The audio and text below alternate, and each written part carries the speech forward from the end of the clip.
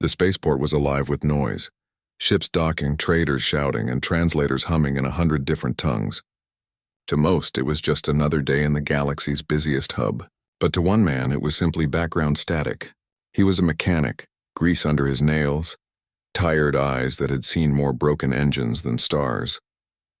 Humanity had a place here, but not a proud one.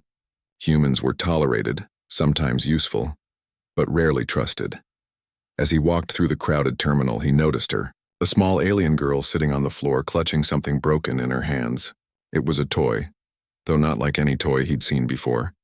Tiny crystalline gears shimmered faintly, dim sparks pulsing where light should have danced.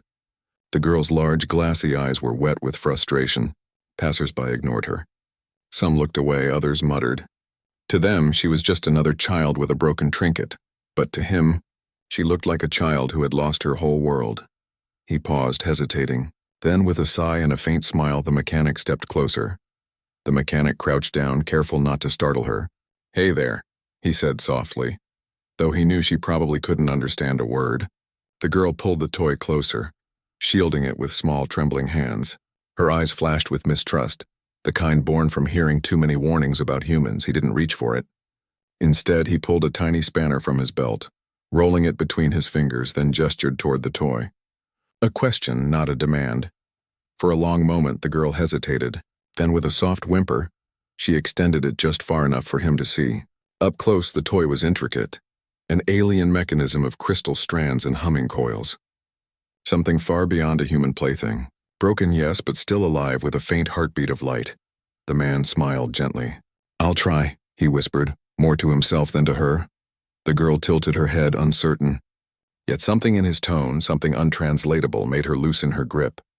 She didn't understand his words, but she understood his intent. For the first time, she let the toy rest in another's hands.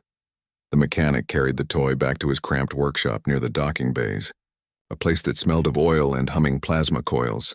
The alien girl followed silently, her wide eyes scanning the cluttered benches stacked with human tools, wires, and half-finished machines. She lingered by the door, unsure if she was trespassing or safe. He set the toy down under a lamp. Its crystalline frame reflected the light in fractured rainbows. Carefully, he pried open the casing. Inside, dozens of delicate gears spun freely, but several were cracked, and the core flickered like a candle in the wind. Alien technology, organic, almost alive, he frowned. No manual. No parts, no idea. Still, he wasn't one to give up. Years of working with scavenged human junk had taught him the art of improvisation. He pulled out tiny soldering rods, adjusted a few connectors, even shaved down a piece of old copper wiring to fit. The toy sputtered, then went dark. Failure. The girl whimpered softly, a sound that pierced deeper than any insult. She shuffled closer, pointing to a faint groove along the crystal casing, humming a strange tune. He realized the toy wasn't just mechanical. It resonated, almost like it needed harmony to function. He tried again, this time following her gestures. She watched intently, humming as he aligned the fractured gears. The workshop filled with the odd duet of human muttering and alien song. But before he could finish, shadows fell across the doorway. A group of alien adults had arrived, tall, stern, their eyes sharp with suspicion. Their voices were low and harsh, their gaze fixed on the human with their child's artifact in his hands. The girl gasped. The mechanic froze. The mechanic slowly raised his hands, the half-repaired toy balanced carefully in his palms. The alien adults stepped inside, their long silhouettes casting shadows across the workshop walls. Their voices cut sharp through the air, an accusatory hiss in a tongue he couldn't understand, but the meaning was clear. "What are you doing with that?" The girl darted forward, clutching her father's robe, pointing frantically at the mechanic. Her words tumbled out fast and high-pitched, her eyes pleading.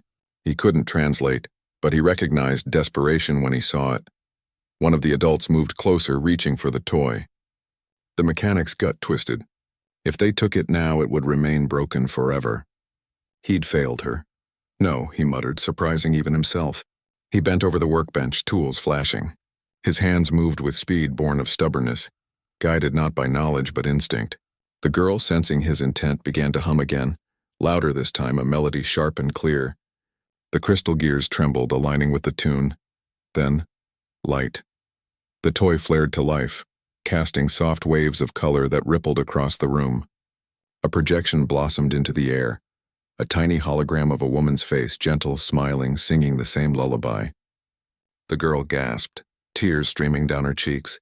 It was her mother's voice. The aliens froze, suspicion drained from their features, replaced by awe. The workshop, once tense, was filled with the warm glow of a mother's song carried across time and technology.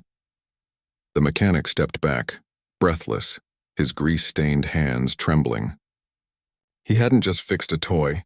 He had restored a memory. For the first time, the alien adults looked at him not with distrust, but with something closer to respect. Silence hung in the workshop, broken only by the faint echo of the holographic lullaby. The girl clutched the toy to her chest, eyes shining, her small voice joining the recording in a soft harmony. For her, it wasn't just a toy anymore. It was a piece of her family, alive again. The mechanic stood awkwardly, wiping his hands on a rag, unsure of what to say. He half expected the adults to scold him, maybe even demand he hand the device over. Instead, the tallest among them inclined their head in a slow, deliberate gesture.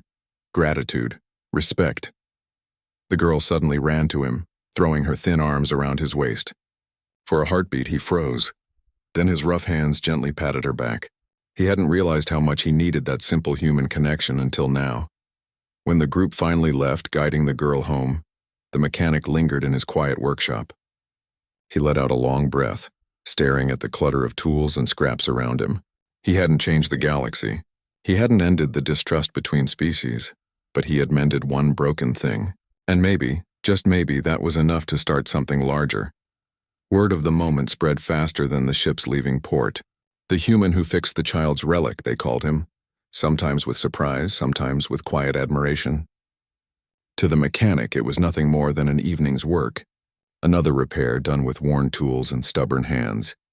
But in the crowded terminals, alien eyes lingered on him differently now, curious, cautious, but not hostile. A seed had been planted, small yet unshakable. Back in his workshop, he returned to his ordinary tasks, patching engines, welding hulls, tightening bolts. Yet sometimes, when the hum of machinery grew quiet, he swore he could still hear the faint echo of that lullaby.